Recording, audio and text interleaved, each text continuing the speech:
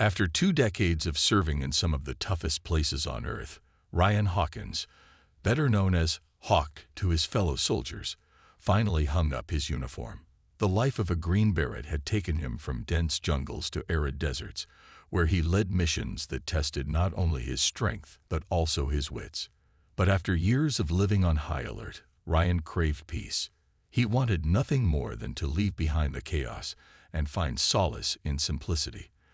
That's when he stumbled upon a beautiful piece of land tucked away in the countryside, a place where rolling hills met endless skies, far removed from the noise of cities and conflict.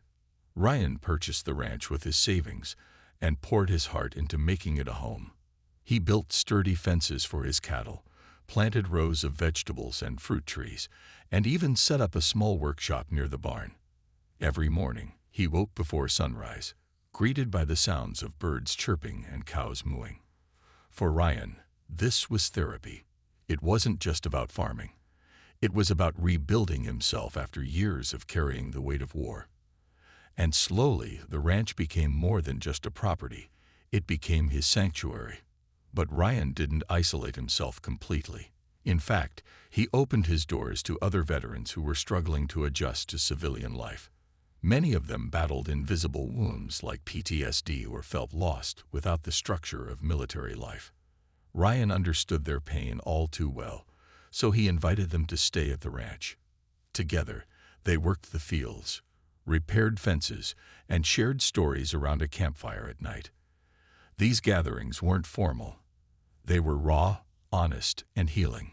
Word spread among the veteran community, and soon, Ryan's ranch became a haven for those seeking refuge. However, trouble began brewing when a new homeowners association, HOA, took control of the area. At first, Ryan paid little attention to them.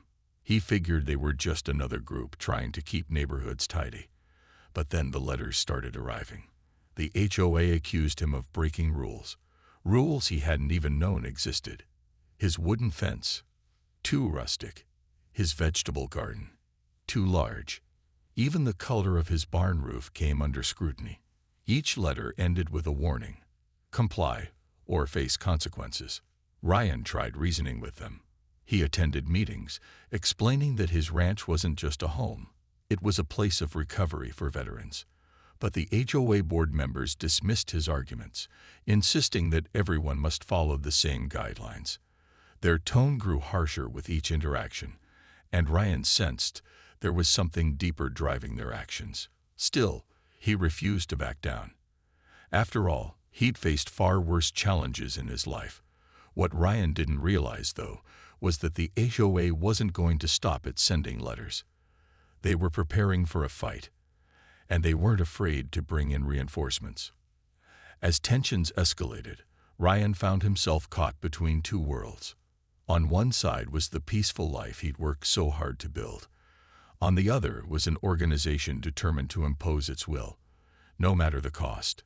Little did Ryan know, this battle would test not only his patience, but also the skills he'd learned during his time in the military. The letters from the HOA kept coming, each one more demanding than the last. At first, Ryan thought it was just bureaucracy run amok, annoying but harmless. But as the pile of notices grew, so did his frustration. The HOA wasn't satisfied with minor changes like painting the barn or trimming the grass. They wanted complete conformity. To them, Ryan's ranch stuck out like a sore thumb in their vision of a perfect neighborhood. They didn't care that his land served a greater purpose.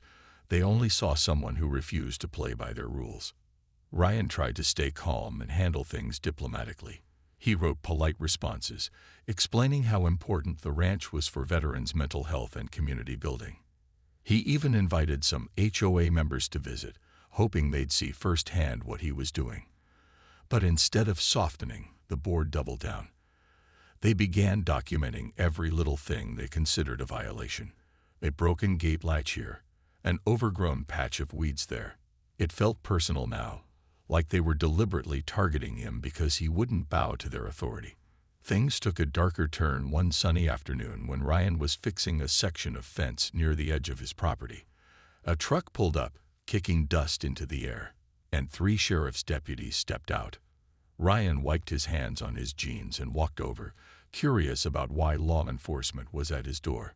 One deputy held up a clipboard and said they'd received reports of suspicious activity on his land. Suspicious. Ryan couldn't believe what he was hearing. This was his home, not some crime scene. He asked for clarification, but the deputies weren't forthcoming. Instead, they started walking around his property, peering into sheds and inspecting equipment. When Ryan asked if they had a warrant, they brushed him off, saying this was just a routine check. Fuming but determined to keep things civil, Ryan followed them closely, making sure they didn't overstep their bounds. After nearly an hour of searching, the deputies left empty-handed. There was no illegal activity, no hidden stash of contraband, just tools, hay bales, and livestock. Yet the encounter left Ryan uneasy. Something bigger was going on, and he could feel it brewing. Word of the raid spread quickly among Ryan's friends and neighbors. Some offered support, while others warned him to tread carefully. "These HOAs don't mess around," one neighbor told him. "They'll do whatever it takes to get what they want." Ryan knew they were right. The HOA wasn't backing down anytime soon, and neither was he. Still, the incident gnawed at him. How could anyone mistake his peaceful ranch for something criminal? Was it really just about aesthetics, or was there another motive behind their actions? Determined to protect his land, Ryan dug deeper. He reviewed local zoning laws, consulted with lawyers, and reached out to other homeowners who had clashed with the HOA. What he discovered shocked him. Several people admitted they'd been pressured into selling their properties under similar circumstances. The HOA would bombard them with fines and threats until they gave up. It was a pattern, a strategy designed to force compliance or drive people away. For Ryan, this revelation was both infuriating and motivating. He hadn't survived years of combat training only to be pushed around by pencil pushers in suits. If the HOA thought they could intimidate him, they were sorely mistaken. But as he prepared to fight back, Ryan couldn't shake the feeling that the worst was yet to come. The raid had been a warning shot, a glimpse of what the HOA was capable of. And deep down, Ryan knew he needed to brace himself for round two. As days turned into weeks, Ryan tried to put the unsettling raid out of his mind and focus on the ranch. But it wasn't easy. Every time he drove down his gravel road or saw a car parked near his property line, his stomach tightened. The HOA hadn't backed off. In fact, they seemed more determined than ever to make him comply. Letters piled up in his mailbox, each one escalating the tone. Final notice became legal action pending. It was clear they weren't bluffing anymore. Then came the bombshell. An official letter arrived accusing Ryan of running an unauthorized business on residential land. According to the HOA, his veteran outreach programs, like hosting survival training weekends and mentoring sessions, were commercial activities that violated zoning laws. Ryan stared at the paper, shaking his head in disbelief. He didn't charge anyone for these events. Everything was done through donations or volunteer work. How could helping veterans be considered a crime? But the accusations didn't stop there. The HOA claimed he posed a threat to community safety, citing vague reports from unnamed neighbors about unusual activity on his property. Someone had even alleged hearing gunshots during one of the training exercises, a claim Ryan knew was exaggerated. Firearms were part of the survival skills workshops, but they were always handled responsibly, with proper permits and safety measures in place. Still, the HOA twisted this information into something sinister, painting Ryan as a dangerous rogue operator hiding behind his military background. Unbeknownst to Ryan, the HOA took their grievances straight to the local police department. Armed with fabricated stories and cherry-picked evidence, they convinced authorities that Ryan might be stockpiling weapons illegally, or worse. They spun tales of midnight maneuvers, mysterious visitors, and suspicious deliveries. To the officers reviewing the case, it sounded alarming enough to warrant action. No one stopped to question whether any of it was true. One evening, as Ryan sat on his porch watching the sunset, he received a call from a friend who worked in law enforcement. "Listen, Hawk, the man said hesitantly, I don't know how much I'm supposed to say, but you need to prepare yourself. There's talk about executing a search warrant at your place tomorrow morning. Ryan's blood ran cold. A SWAT team. For what? He thanked his friend and hung up, his mind racing. This wasn't just harassment. It was a full-blown attack. The next day, before dawn broke, Ryan woke to the distant hum of helicopters circling above. His heart pounded as headlights pierced the darkness outside his window. Within minutes, vehicles surrounded his house, and heavily armed officers poured onto his property. Flashlights cut through the fog, and loudspeakers blared commands. Ryan Hawkins, come out with your hands visible. For a moment, Ryan froze. Years of combat training kicked in, but so did restraint. He reminded himself that these were police officers, not enemy combatants. Grabbing his phone, he quietly slipped out the back door and positioned himself near the barn, where he could observe without putting himself directly in harm's way. As the officers stormed his home, he called 911 to report the situation, calmly explaining who he was and asking why his property was being invaded.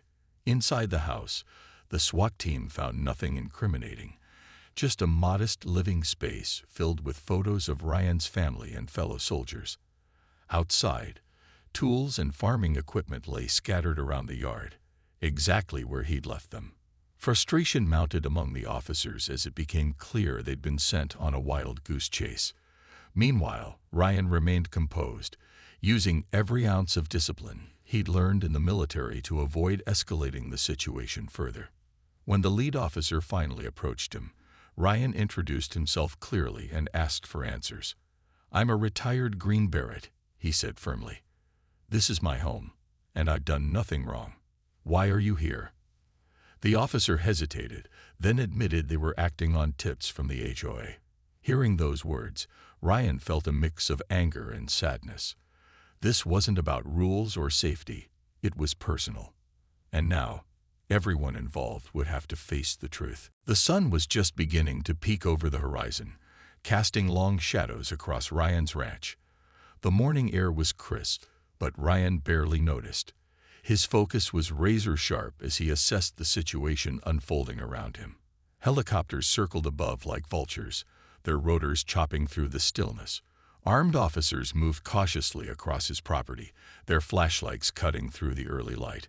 It was surreal. His peaceful sanctuary had been transformed into something that resembled a war zone. Ryan stayed calm, drawing on years of experience in high-pressure situations. He knew panic wouldn't help. Instead, he relied on strategy and precision. From his position near the barn, he watched carefully, ensuring he remained visible enough not to appear threatening but concealed enough to avoid escalating tensions. When the SWAT team breached his front door, Ryan took a deep breath and dialed 911 again. This time, he spoke directly to the dispatcher, explaining who he was and what was happening. I'm a retired Green Beret, he said firmly. There's been some kind of misunderstanding. I haven't done anything illegal. As the raid continued, frustration began to ripple through the ranks of law enforcement. Officers searched every corner of Ryan's home, expecting to uncover weapons caches or evidence of illicit activity. Instead, they found nothing more than everyday items. Kitchen utensils, worn-out boots, framed photos of Ryan with his unit overseas. Outside, they combed through sheds and outbuildings, discovering only farming tools, bales of hay, and animal feed. The accusations against Ryan seemed to dissolve with each passing minute, replaced by confusion and disbelief. Finally, one of the officers approached Ryan cautiously, his weapon lowered. "Sir, can you explain why we're here?" he asked, his tone less confrontational now. Ryan stepped forward slowly, keeping his hands visible. "That's what I'd like to know," he replied evenly. "I've been accused of things I didn't do, and someone sent you all here based on lies." He introduced himself fully, emphasizing his military background and explaining the real purpose of his ranch, a place for veterans to heal and rebuild their lives. The officer listened intently, his expression shifting from skepticism to concern. It was clear now that something wasn't adding up. The so-called threat Ryan supposedly posed seemed baseless. Still, protocol demanded they finish their search, which Ryan understood. While they worked, he used the opportunity to ask questions of his own. Who had called this in? What evidence did they have? Slowly, fragments of the truth began to emerge. The officer admitted they had received information from the HOA, including claims about illegal activities and stockpiled weapons. Ryan nodded grimly. None of it surprised him anymore. He'd suspected for weeks that the HOA was behind this chaos, but hearing it confirmed made his blood boil. These weren't just bureaucratic headaches. They were calculated attempts to ruin him. As the officers wrapped up their search, the lead investigator apologized for the intrusion. "We're sorry, Mr. Hawkins," he said sincerely. "It looks like we were misinformed. We'll get to the bottom of this." But Ryan wasn't ready to let it go. He thanked the officers for their professionalism, but insisted on accountability. "This didn't happen because of me," he said. "Someone set this whole thing in motion, and I want answers." The officers promised to look into it further, but Ryan knew this wasn't over. The HOA had crossed a line, and there would be consequences. As the helicopters lifted off and the vehicles pulled away, Ryan stood alone on his porch, watching the dust settle. His heart was heavy, but his resolve hardened. This raid had proven one thing. The HOA wasn't playing fair. If they thought they could intimidate him into submission, they had severely underestimated who they were dealing with. Ryan had faced far worse challenges in his life, and he had always come out on top.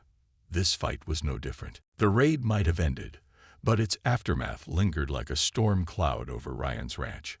For days, he replayed the events in his mind, piecing together what had happened and why.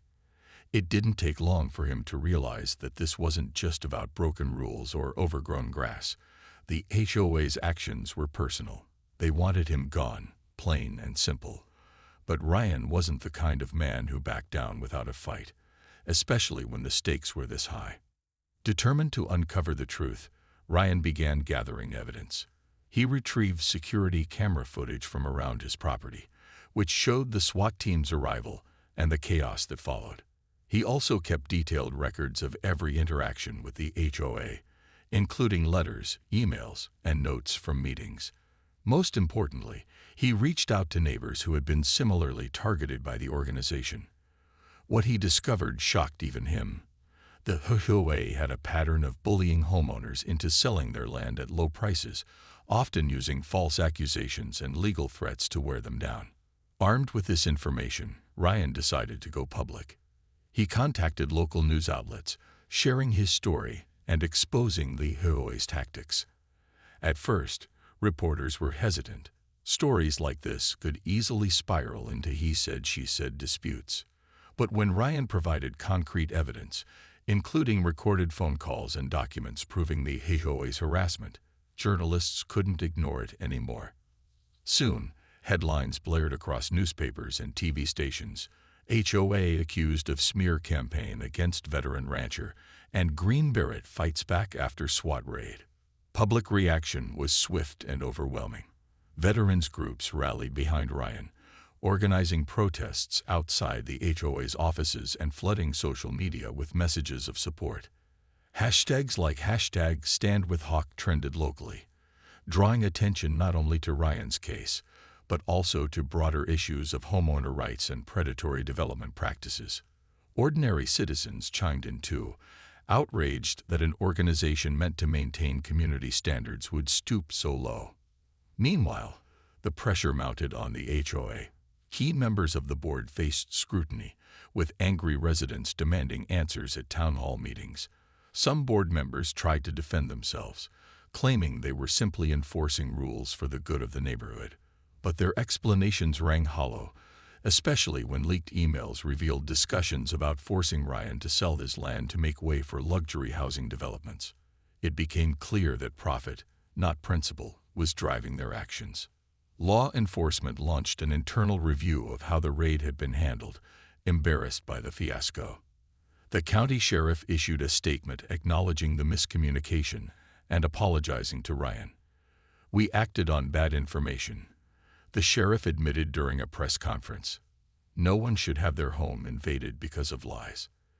The apology was a small victory, but Ryan knew it wasn't enough. He wanted accountability, not just for himself, but for everyone else who had suffered under the HOA's heavy hand. As the scandal unfolded, cracks began to form within the HOA itself. Several board members resigned amid mounting criticism, while others distanced themselves from the controversy. Legal action followed, with criminal charges filed against those involved in fabricating allegations against Ryan. Attorneys representing affected homeowners joined forces, filing class action lawsuits that threatened to dismantle the organization entirely. Through it all, Ryan remained steadfast. He gave interviews, attended rallies, and spoke passionately about the importance of standing up to injustice. His calm demeanor and unwavering determination inspired countless people, turning him into an unlikely hero. Yet, despite the growing spotlight, Ryan never lost sight of what mattered most: protecting his ranch and continuing his mission to help veterans heal. This battle had tested him in ways he hadn't expected, but it had also strengthened his resolve. If anything, it proved that sometimes fighting for your home means fighting for something much bigger than yourself. With the HOA scandal unraveling and public outrage reaching a fever pitch, Ryan found himself at the center of a movement he hadn't planned to lead. What started as a personal fight for his ranch had grown into something much larger, a rallying cry for justice, transparency, and fairness. People from all walks of life were inspired by his courage and determination. Veterans, in particular, saw him as a symbol of resilience, someone who refused to back down even when the odds were stacked against him. The legal fallout was swift and severe. Investigations into the HOA revealed a web of unethical practices, including forged documents, falsified complaints, and collusion with developers eager to buy up land at rock-bottom prices. Several board members faced criminal charges, while others quietly disappeared from public view altogether. The organization itself was dismantled, its reputation left in tatters. For many homeowners who had suffered under its oppressive rules, it felt like a long overdue reckoning. But Ryan didn't stop there. He knew that exposing the HOA's misconduct was only half the battle. To ensure no one else would fall victim to similar tactics, he pushed for changes at the state level. Working alongside lawmakers and advocacy groups, Ryan helped draft legislation aimed at protecting rural landowners from predatory development schemes. The bill included safeguards such as stricter oversight of HOAs, clearer guidelines on zoning laws, and penalties for organizations that abused their power. When the governor signed the bill into law months later, Ryan stood proudly beside him, knowing his efforts had made a tangible difference. Locally, the tide had turned in Ryan's favor. Neighbors who once kept their distance began reaching out, offering apologies for not supporting him sooner. Many admitted they'd been too afraid to speak out against the HOA, fearing retaliation. Now, emboldened by Ryan's example, they joined forces to rebuild trust within the community. Together, they formed a new neighborhood association focused on collaboration rather than control. Meetings became open forums where everyone's voice mattered, not just those with money or influence. As for Ryan, the spotlight brought both challenges and opportunities. Reporters frequently asked him about his next move, speculating whether he'd run for office or pursue a career in activism. But Ryan stayed grounded, reminding himself of what truly mattered: his ranch and the people it served. He used the attention to raise funds for his nonprofit initiative, expanding its reach to help even more veterans. Donations poured in from across the country, allowing him to build additional cabins, install solar panels, and create workshops tailored to different skills, everything from carpentry to beekeeping. The ranch transformed into a thriving sanctuary, buzzing with activity and purpose. Veterans arrived weekly, some seeking solace, others looking to learn new trades. They worked together, shared meals, and laughed around campfires under starlit skies. Ryan often said the ranch wasn't just a place. It was proof that healing was possible, that second chances mattered, and that standing your ground could inspire change far beyond your own backyard. Still, Ryan never forgot the lessons he learned during the ordeal. He remained vigilant, knowing that power dynamics could shift quickly if left unchecked. At town meetings, he encouraged residents to stay informed, ask questions, and hold leaders accountable. "We're stronger together," he'd say, his voice steady and sincere. "No one gets to take what's ours without a fight." Though scars from the conflict lingered, the emotional toll of being targeted, the stress of legal battles, they ultimately shaped Ryan into a fiercer advocate for justice. And while he never sought fame or recognition, he embraced his role as a beacon of hope. His story reminded people everywhere that sometimes ordinary individuals can spark extraordinary change. All it takes is courage, conviction, and an unshakable belief in doing what's right, even when the world seems determined to stand in your way. Months after the dust had settled, Ryan stood on the porch of his ranch, watching the sun dip below the horizon. The golden light bathed the fields in warmth, and the distant sound of laughter drifted up from the campfire where a group of veterans gathered. It was moments like these that reminded him why he'd fought so hard to protect this place. What had started as a quiet retreat for himself had grown into something much bigger, a beacon of hope, resilience, and community. The ranch now thrived as a self-sustaining haven, thanks to the outpouring of support from across the country. Donations had allowed Ryan to expand its reach, adding new facilities and programs designed to empower veterans. There were workshops on sustainable farming, woodworking, and even entrepreneurship. Veterans learned how to turn their skills into livelihoods, whether it was crafting furniture, raising livestock, or starting small businesses. The ranch became more than just a refuge. It was a launchpad for new beginnings. But Ryan's work didn't stop at helping veterans heal. He also worked tirelessly to mend relationships within the broader community. Many of his former neighbors, once wary of his defiance against the HOA, now saw him as a unifying figure. They attended events at the ranch, volunteered their time, and contributed resources to keep the nonprofit running. Slowly but surely, the rifts caused by years of tension began to heal. Trust replaced fear, and collaboration replaced division. One of the most meaningful developments came when local schools started bringing students to the ranch for field trips. Kids toured the farm, learning about agriculture, conservation, and teamwork. They heard stories from veterans who spoke openly about their struggles and triumphs, teaching the younger generation valuable lessons about courage and perseverance. For Ryan, seeing children run through the fields with wide-eyed wonder filled him with pride. His ranch wasn't just changing lives, it was shaping futures. Despite the progress, Ryan remained humble. He often said the real heroes weren't him, but the people who showed up every day ready to rebuild their lives. Still, he couldn't deny the impact his stand against the HOA had made. His story had sparked conversations nationwide about property rights, accountability, and the dangers of unchecked authority. Lawmakers referenced his case when drafting policies to prevent similar abuses elsewhere. Even late-night talk show hosts joked about messing with a green beret, turning Ryan into an unlikely cultural icon. Yet, for all the recognition, Ryan preferred simple pleasures, mornings spent tending to his animals, afternoons fixing fences, and evenings sharing meals with friends old and new.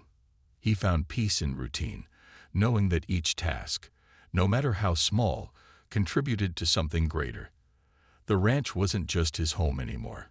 It belonged to everyone who walked its paths and called it sanctuary. As time went on, Ryan reflected on everything he'd been through. The raid, the accusations, the legal battles, they had tested him in ways he never imagined. But they'd also taught him invaluable lessons about standing firm in the face of adversity and finding strength in unity. Most importantly, they'd shown him the power of purpose. Every challenge he'd faced had led him here, to a life dedicated to serving others. On quiet nights, as the fire crackled and stars blanketed the sky, Ryan would sit among the veterans and listen to their stories. Some spoke of pain, others of hope, but all carried a shared determination to move forward. In those moments, Ryan felt deeply grateful, not just for surviving the storm, but for emerging stronger because of it. His journey hadn't been easy, but it had been worth it. And so, life on the ranch continued, steady and full of promise. Ryan knew challenges would always arise, but he faced them with the same grit and grace that had carried him through war and peace alike.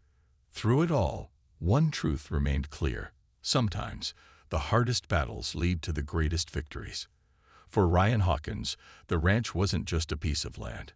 It was proof that even in the toughest times, you could build something beautiful.